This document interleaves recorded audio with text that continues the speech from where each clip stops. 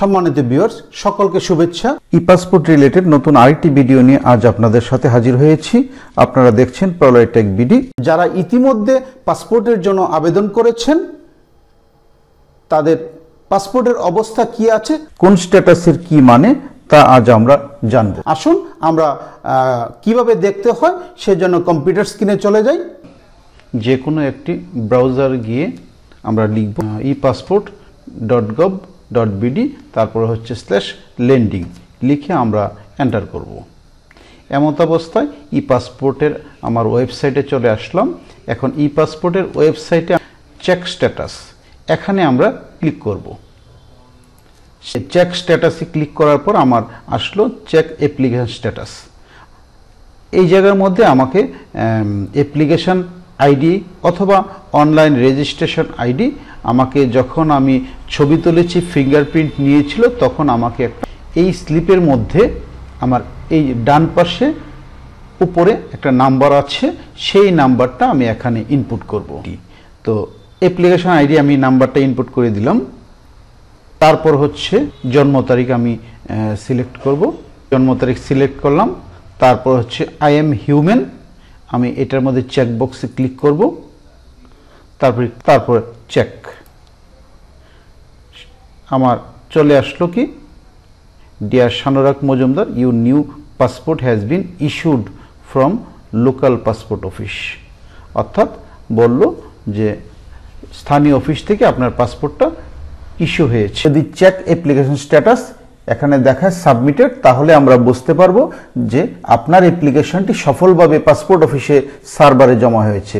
অর্থাৎ আমি যে পাসপোর্টটি আবেদন করেছি অনলাইনে সেটি পাসপোর্ট অফিসের সার্ভারে সঠিকভাবে জমা হয়েছে।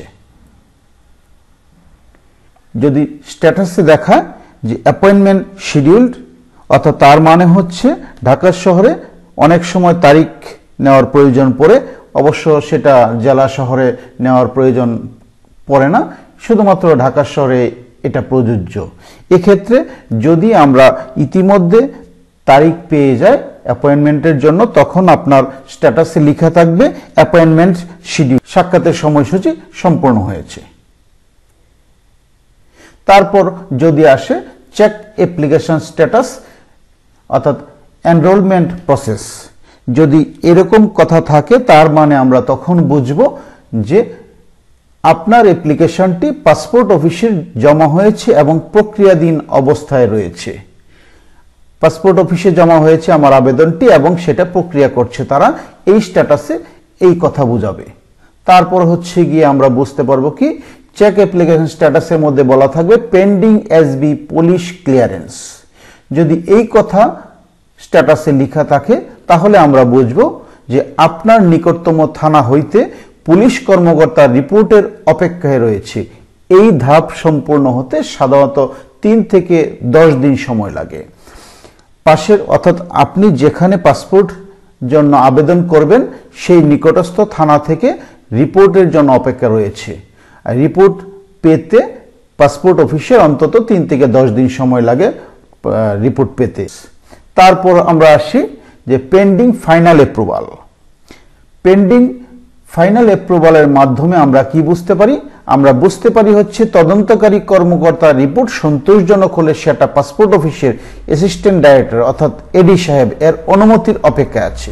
যদি এসবি অফিস থেকে তদন্তকারী কর্মকর্তা সন্তোষজনক রিপোর্ট দিয়ে দেয় পাসপোর্ট অফিসে, তখন আপনার অ্যাসিস্ট্যান্ট ডাইরেক্টর অর্থাৎ এডি সাহেব উনি অনুমতি দিবেন এবং অনুমতির পূর্ব পর্যন্ত এই ধাপ দেখাবে পেন্ডিং ফাইনাল অ্যাপ্রুভাল, অর্থাৎ এখনো উনি ফাইনাল অ্যাপ্রুভাল করেন নাই এবং এই ধাপটা সম্পূর্ণ হতে 2 থেকে 4 দিন সময় লাগে। তারপর আমরা আসি কি লেখা আছে, চেক অ্যাপ্লিকেশন স্ট্যাটাসে লেখা আছে অ্যাপ্রুভড। যদি অ্যাপ্রুভড বলা থাকে তাহলে অ্যাসিস্ট্যান্ট ডাইরেক্টর যিনি এডি সাহেব উনি হচ্ছেন পাসপোর্ট প্রিন্টের জন্য অনুমোদন করেছেন। উনি প্রধান অফিসে যেখানে পাসপোর্ট প্রিন্ট করা হয় সেই জায়গায় পাসপোর্ট প্রিন্টের জন্য উনি অনুমোদন করে পাঠিয়েছেন।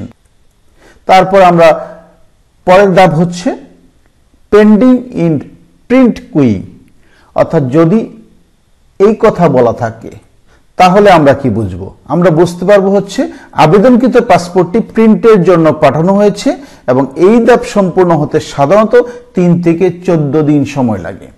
অর্থাৎ আপনার আঞ্চলিক অফিস থেকে প্রধান পাসপোর্ট অফিসে যেখানে প্রিন্ট করা হয় সেখানে পাঠানো হয়েছে অনুমোদন করে, এবং সেই প্রিন্ট হওয়ার জন্য 3 থেকে 14 দিন সময় লাগে এবং তখন স্ট্যাটাস থাকে পেন্ডিং ইন প্রিন্ট কুই।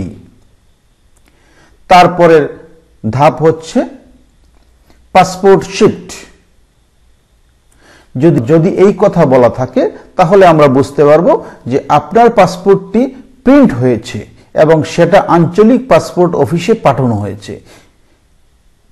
পাসপোর্ট শিফট যদি বলে তাহলে আমরা এই কথাটা বুঝবো এবং আমার পাসপোর্টটা প্রিন্ট হয়েছে এবং প্রিন্ট হয়ে অলরেডি এটা পাসপোর্ট অফিসে, অর্থাৎ যে অফিসে আমি আবেদন করেছি সেই অফিসে পাঠানো হয়ে গেছে এবং এই কার্যক্রমটা সম্পন্ন হতে আমার 2 থেকে 3 দিন সময় লাগে।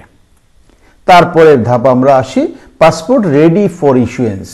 যদি এই কথা বলা থাকে স্ট্যাটাসের মধ্যে তখন আমরা বুঝবো আপনার আবেদনকৃত পাসপোর্টটি আঞ্চলিক অফিসে জমা হয়েছে।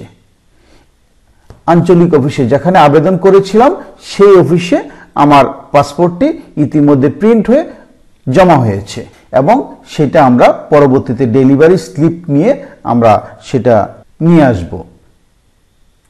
তারপরে বলল কি যে passport check application status passport issued. যখন আমি পাসপোর্টটা নিয়ে আসি পাসপোর্টের স্লিপ দেখিয়ে, পরবর্তী সময় যদি আমি দেখি যে আমার স্ট্যাটাস কি, তখন বলা থাকবে আপনার পাসপোর্টটি সফলভাবে বিতরণ করা হয়েছে। 10টা ধাপ আছে। এই 10টি ধাপ আমরা বিভিন্ন ধাপের এবং স্ট্যাটাসের বিভিন্ন মানে আমরা ইতিমধ্যে জানতে পারলাম। অর্থাৎ ই পাসপোর্ট করতে অবশ্যই আমাদের এই ধাপগুলো অনুসরণ করতে হবে। সম্মানিত ভিউয়ার্স, আমরা এই ধাপগুলো অনুসরণ করে এবং কোনটার কি মানে ইতিমধ্যে আমরা দেখতে পেলাম। শেষ পর্যায়ে আছি।